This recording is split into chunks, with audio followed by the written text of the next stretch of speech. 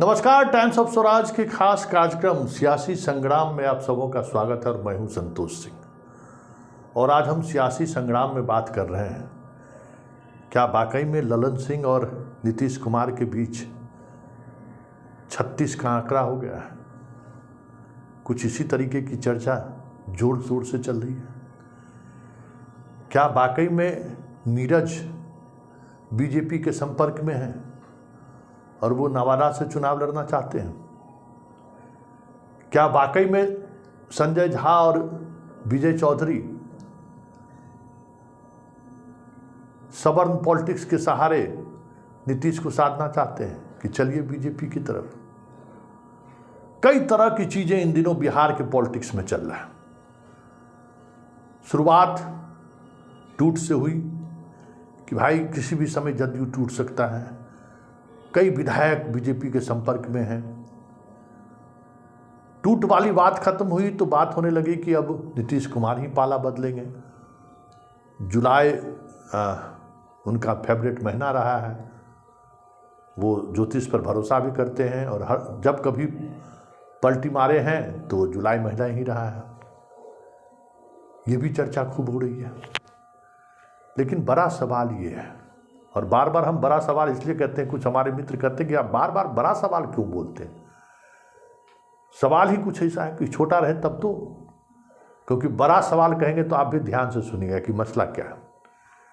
देखिए, इन सब चीज़ों के सहारे क्या साधना चाह रही है बीजेपी, क्योंकि ये एक पूरा खेल हो रहा है। महाराष्ट्र में जो हुआ सो देख ही रहे हैं। महाराष्ट्र में अजीत पवार के आने के बाद बीजेपी के अंदर क्या हो रहा है वो देख ही रहे हैं। वो चीज़ें चलती रहेंगी, उस पर भी कभी चर्चा करेंगे। लेकिन ये जो खबरें आनी शुरू हुई है, या चंद्रशेखर को लेकर जो विवाद की बात आई है कि अब बहुत कुछ उलट पुलट हो सकता है, ब्यूरोक्रेसी और मंत्री के बीच टकरार है, ये जो सारी खबरें आ रही हैं और जिस तरीके से मीडिया खबर चला रही है, बिहार की मीडिया हो या राष्ट्रीय मीडिया हो, जिसको आप गोदी मीडिया, दास मीडिया, कुछ भी कह सकते हैं, हम लोग बस सरकार के लिए जी रहे हैं। सरकार के एजेंडे को कैसे स्थापित करें, इसके लिए पत्रकारिता कर रहे हैं। और किस तरीके की खबर चलाने से मोदी और अमित शाह के नैरेटिव्स को मदद मिल सकता है, दिन रात हम लोग यही सोचते रहते हैं। हम लोगों की ड्यूटी ही इसी बात को लेकर शुरू होती है। जब मीडिया वालों की बैठक होती है ना कि आज कौन सा स्टोरी करना है, किस तरीके से स्टोरी करना है, तो उस बैठक की शुरुआत ही इसी से होती है कि ऐसे खबर को हम लोगों को उठाना है जिससे मोदी और शाह का जो नैरेटिव है ना, हिंदू मुसलमान, भारत पाकिस्तान, इसको साथ देना है। और आज इस खबर नहीं है हिंदू मियाँ वाला, अच्छा ठीक है, नीतीश कुमार को टारगेट लेना है, तो चलाइए कि ललन सिंह से तफरका हो गया। क्या होगा इससे भाई? लोगों में कन्फ्यूजन होगा ना। नीतीश कुमार का जो विपक्षी का जो अभियान है, विपक्षी एकता को लेकर, उसको लेकर तो होगा ना कि फिर पलटने वाला तो नहीं है। दोनों के समर्थकों के बीच कुछ कन्फ्यूजन तो होगा। महागठबंधन के जितने दल हैं, उस दल के जो समर्थक हैं उनको तो कन्फ्यूजन होगा। या फिर जो लोग नरेंद्र मोदी के विचार से असहमत हैं, जो नीतीश के इस पहल के साथ खड़े दिख रहे हैं, वो तो कन्फ्यूज करेगा। हाँ, ये बात तो समझ में आप सर कहे, ठीक कहे सर। हाँ, तो आप सब लोग जाइए आज इसी तरीके का बाइट लाइए नेता सबसे। कुछ पॉकेट में भी नेता हम लोग रखते हैं, जिनको क्या बाइट देना है ये पहले से तय रखते हैं। सुबह सुबह हम लोग बटोरन भाई सब हैं, हम लोग बटोर कर लाए और उसी बाद दिन भर उस पर चलाते रहते हैं। तो ये जो खेल आप देख रहे हैं, अब जरा इस खेल को समझिए कि इस खेल के पीछे की राजनीति क्या है। और इसमें कोई दो मत नहीं है कि इस राजनीति को हवा देने में नीतीश कुमार भी कम बड़ा कलाकार नहीं है। इस तरीके की चीज़ें अगर चल रही हैं तो नीतीश कुमार के स्तर पर कहीं न कहीं से, जैसे आज भी वो मीडिया से अपनी बात रख सकते थे, बहुत तरह के सवाल थे, उसका जवाब वो दे सकते थे, लेकिन मीडिया से बचते हैं ये। और जब कभी भी ये चीज़ें होती हैं तो कन्फ्यूजन की बात क्रिएट होता रहता है। लेकिन इस बार कुछ अलग भी दिख रहा है।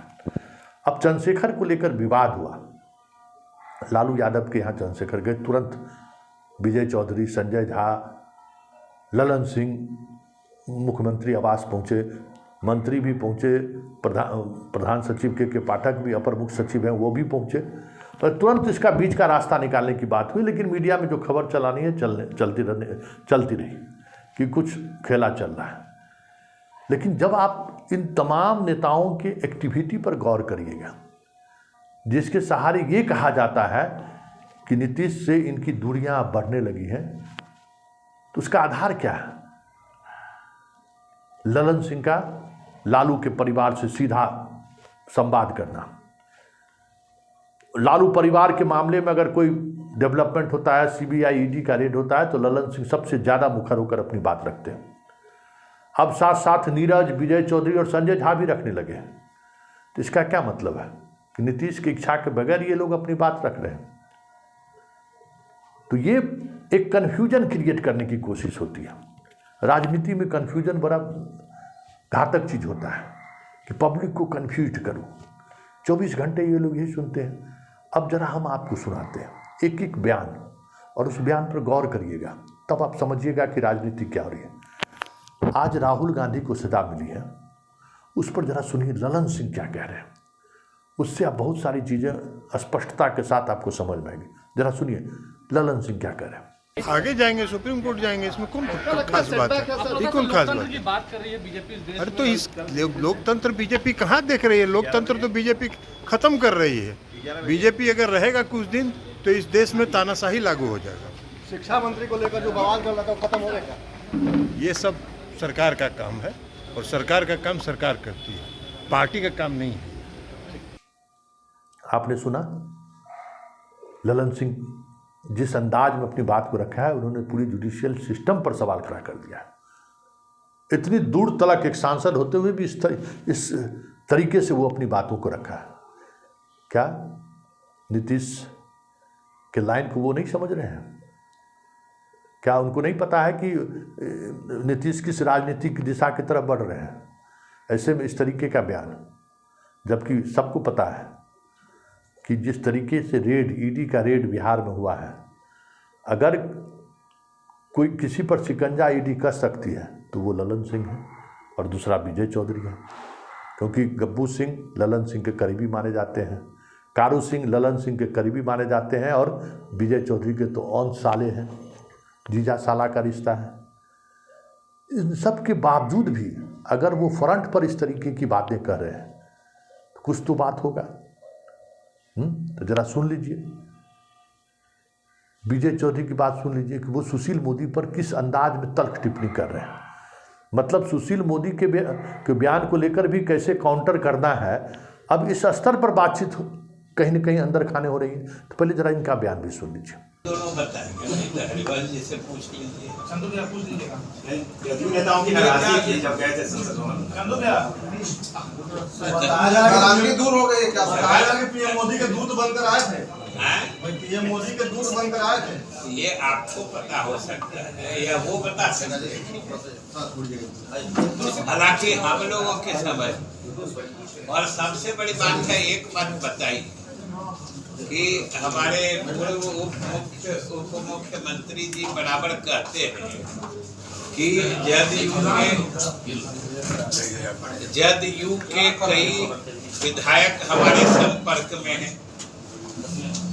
अब आप बताइए कि जदयू के लोग इतना ना समझ तो नहीं है कि जो अपने निर्वासित जीवन व्यतीत कर रहे हैं भाजपा में, उनसे कोई क्यों संपर्क करके उसमें जाना चाहे।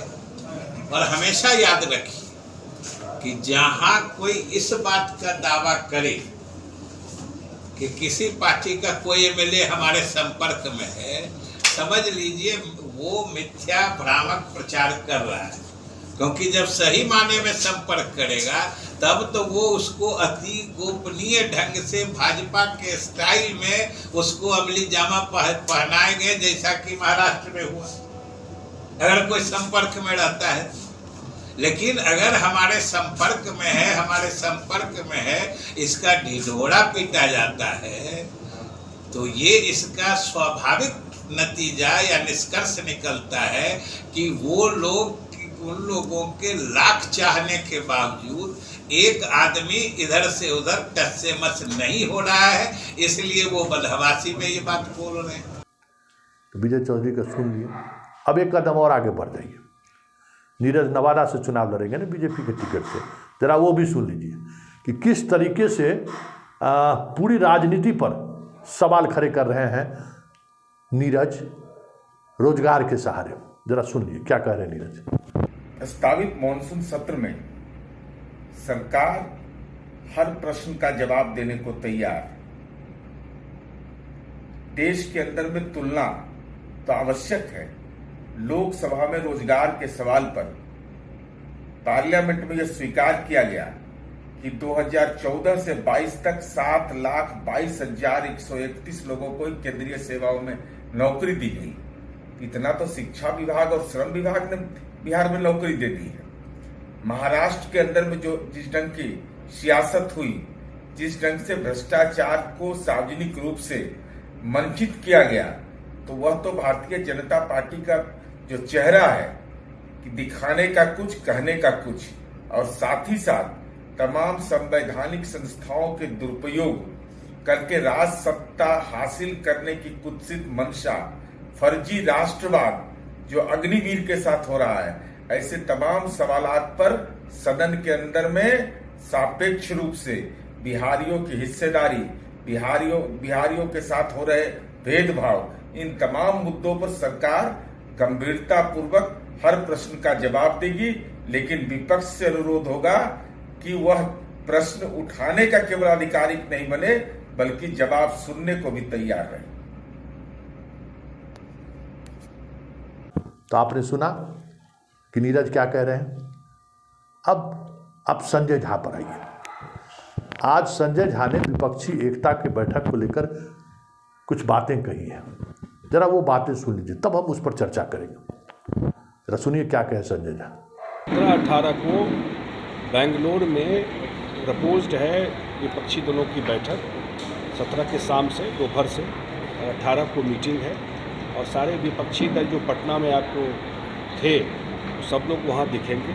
और जो अगला स्टेज है, इतना सक्सेसफुल कार्यक्रम, मुख्यमंत्री जी पूरा बिहार से निकल करके हर एक जगह जा करके विभिन्न विपक्षी नेताओं से मिल करके और 2024 में मैक्सिमम जगह पर विपक्ष का एक कैंडिडेट हो, उस पर काम कर रहे हैं। मैक्सिमम जगह पर एक कैंडिडेट हो और उसमें सफलता सबसे बड़ी ये मिली कि आज उसको लोग सक्सेसफुल मान रहे हैं कि पटना के मीटिंग में सारे लोग आए और इतना सफल मीटिंग रहा और कार्यक्रम रहा।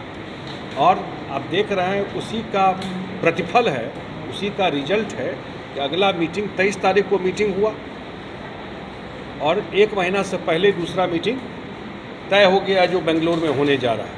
उसमें और क्लैरिटी के साथ आपको दिखाई पड़ जाएगा कि कैसे आगे ये अलायंस चलेगा, उसके मुख्य इशूज क्या होंगे, हमारा अपना एजेंडा क्या होगा अगली सरकार फॉर्मेशन में, वो सारा चीज़ आपको आने वाले समय में।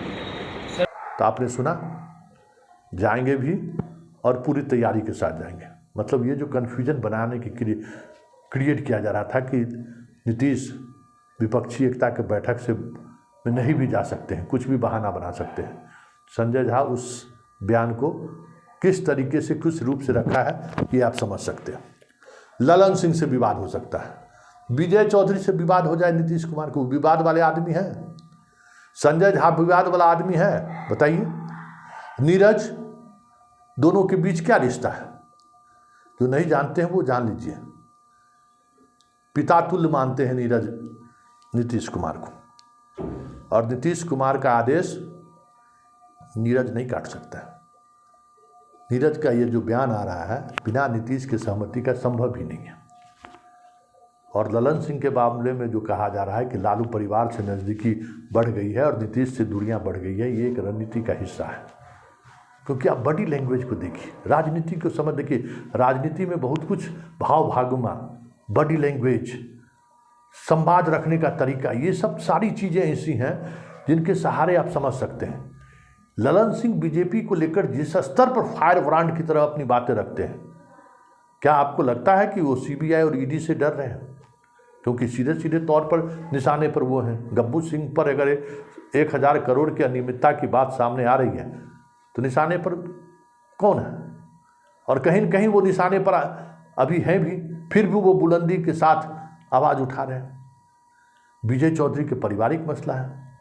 तो ये सारी कवायद जो आप देख रहे हैं, वो कवायद नीतीश के खिलाफ जो अविश्वास फैलाने की कोशिश हो रही है उसका काउंटर है। अगर नीतीश खुद सामने आकर ये अपनी बातों को रखते तो लगता है बहुत सारी चीज़ें जो कन्फ्यूजन है वो दूर हो जाता, बीजेपी जिस मुहिम में लगी हुई है। लेकिन इसकी इतर भी ये समझने की ज़रूरत है कि ललन सिंह हो या विजय चौधरी हो, संजय झा हो या नीरज सिंह हो, सारे के सारे फॉरवर्ड हैं, ये समझिए, सवर्द हैं, जिसके बारे में कहा जाता है कि बीजेपी के प्रति उनके समर्थक, उनके घर में भी लोग जो हैं वो सॉफ्ट हैं, मोदी को लेकर उनके घर में भी लोग सॉफ्ट हैं, उनको वो अनुमति दे रहे हैं कि बीजेपी पर हमला बोलिए। मतलब वो संकेत अपने वोटर को दे रहे हैं कि हम बीजेपी से कितनी दूरी बना रखे हैं। संजय झा अगर मधुर शब्दों में अगर कुछ बोलते तो फिर बात कुछ बदल सकती थी। 2017 में जब अदला बदली हो रहा था, अलट पलट हो रहा था, तो याद करिए आरसीपी, ललन सिंह और संजय झा किस तरीके से बातों को रख रहे थे और आज किस तरीके से अपनी बातों को रख रहे हैं। तो यही राजनीति है और राजनीति में परसेप्शन बहुत मायने रखता है। और जिस तरीके से बीजेपी परसेप्शन बनाने की कोशिश में लगी हुई है कि नीतीश पलटी मार सकते हैं, ये सारे बयान उसका जवाब। और इन्हीं जवाबों के सहारे ये समझिए कि बिहार में बीजेपी को लेकर किस स्तर पर नीतीश लड़ाई लड़ने वाले हैं आप समझ सकते हैं। यही राजनीति है और इसी राजनीति को समझने की जरूरत है, क्योंकि बहुत मुश्किल है ये, जो आप साधारण चीज़ नहीं है इन चीज़ों को समझना। ये 4 नेता जिस अंदाज में अपनी बात को रख रहे हैं वो संकेत है और वो सारों के सारे फॉरवर्ड हैं कि आने वाले समय में बीजेपी के खिलाफ नीतीश कुमार और मजबूती से खड़े होंगे। ये साफ इन बयानों के सहारे समझा जा सकता है।